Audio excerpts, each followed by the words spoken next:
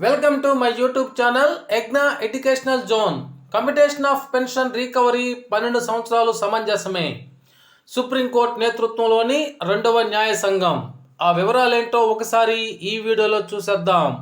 చూసే ముందుగా ఫ్రెండ్స్ ఎవరైనా ఇంకా మన ఛానల్ని సబ్స్క్రైబ్ చేసుకోకపోతే వెంటనే సబ్స్క్రైబ్ చేసుకోండి.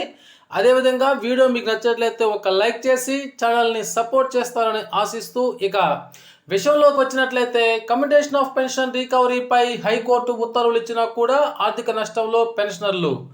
పింఛను పొందే సమయంలో సాధారణంగా ఉద్యోగులు తమ పింఛన్లో 40% మొత్తాన్ని కమ్యూట్ చేస్తారు.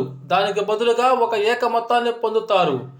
కమ్యూట్ చేయబడిన మొత్తం ప్రస్తుత నిబంధనల ప్రకారం ప్రతి నెల ఉద్యోగి పెన్షన్ నుంచి 15 సంవత్సరాల పాటు అనగా 180 నెలల పాటు ప్రభుత్వం వెనక్కి రాబట్టుకుంటుంది. ఈ 15 సంవత్సరాల రికవరీ కొన్ని అంశాల మీద ఆధారపడి ఉంటుంది. అవేంటంటే ద్రవ్యోల్బణము, మోర్టాలిటీ రేటు, జీవన ప్రమాణము, కమ్యూటేషన్ కారకంపై ఆధారపడి ఉంటుంది. 2008లో భారత ప్రభుత్వం దీర్ఘకాలంగా ఉన్న కమ్యూటేషన్ పట్టికలను సవరించింది. ఈ పట్టికలను 2010లో ఇప్పటి తెలంగాణ, అప్పటి ఏపీలో కూడా అనుసరించింది. 2010 జనవరి వరకు కమ్యూటేషన్ కారకం 10.46గా ఉండగా 2010 ఫిబ్రవరి నుంచి అది 8.371కి తగ్గింది.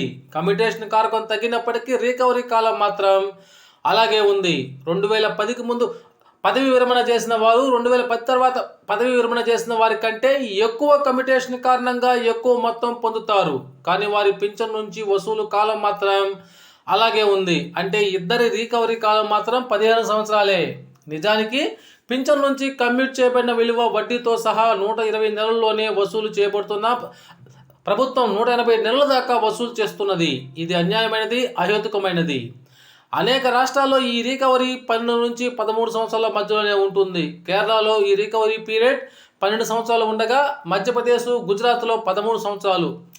ప్రత్యేకంగా కేరళలో 12 సంవత్సరాల రికవరీ అనేది కొన్ని దశాబ్దాల క్రితం నుంచే ఉంది.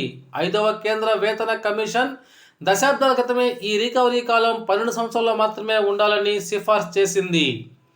హైకోర్టు ఉత్తర్వులు ఇచ్చినా కూడా ఆర్థిక నష్టంలో పెన్షనర్లు అనే మరొక న్యూస్ని అయితే చూస్తున్నాం. దురదృష్టవశాత్తు ఇప్పటి వరకు భారత ప్రభుత్వం దీనిపై ఏ ఉత్తర్వులను వెలువరించలేదు. ఇటీవల సుప్రీంకోర్టు న్యాయమూర్తి, ఇతర సభ్యుల నేతృత్వంలోని రెండవ న్యాయ సంఘం కూడా రికవరీ కాలం 12 సంవత్సరాలు ఉండటం సమంజసమైనది, సహేతుకమైనదని అభిప్రాయం వ్యక్తం చేసింది. ప్రభుత్వాల నిర్లక్ష్యం కారణంగా కొంతమంది పదవీ విరమణ చేసిన ప్రభుత్వ ఉద్యోగులు న్యాయస్థానాన్ని ఆశ్రయించారు. ఈ మధ్యకాలంలో చండీగఢ్ హైకోర్టు 10 సంవత్సరాల రికవరీ పూర్తయిన పెన్షన్స్ విషయాల్లో తదుపరి రికవరీ చేయడాన్ని నిలిపివేసే తాత్కాలిక ఉత్తర్వులు జారీ చేసింది.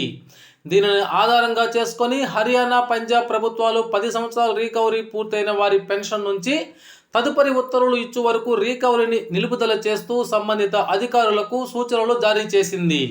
ఇక రికవరీ పీరియడ్ తగ్గించాల్సిందనే మరో న్యూస్ను చూస్తున్నాం. మన పొరుగు రాష్ట్రమైన తెలంగాణలో కూడా పెన్షన్ సంఘం జేఏసీతో పాటు చాలా ఉద్యోగ ఉపాధ్యాయ సంఘాలు కూడా ప్రస్తుత 2వ తెలంగాణ పే రివిజన్ కమిషనర్ గారికి పై వాస్తవ విషయాలను నివేదించడం జరిగింది. అట్లే సంబంధిత అధికారులకు పెన్షనర్, ఉద్యోగ, ఉపాధ్యాయ సంఘాల గ్రూపుల్లో కమ్యూటేషన్, రిస్టోరేషన్, రికవరీ పీరియడ్ తగ్గింపు విషయమై ఆయా రాష్ట్రాల్లోని కోర్టు కేసులు, మధ్యంతర ఉత్తర్వులు, దానిపై ప్రభుత్వాలు తీసుకుంటున్న చర్యలపై ఎప్పటికప్పుడు అవగాహన కల్పించడం జరుగుతుంది. ఇది సహేతుకమైన డిమాండ్. అట్లాగే ప్రభుత్వంపై భారం పడినది కూడా. కనుక అందరూ ఏకతాటిపై నిలబడి మన రాష్ట్రంలో కూడా సానుకూలంగా ఈ సమస్యను పరిష్కరించుకోవాల్సి ఉంటుందని పెన్షనర్లు, పెన్షన్ సంఘాలను అయితే కోరుచున్నాయి. ఓకే ఫ్రెండ్స్, ఇది ఈనాటి సమాచారం. మీకు నచ్చినట్లయితే ఒక లైక్ చేయండి. Thank you.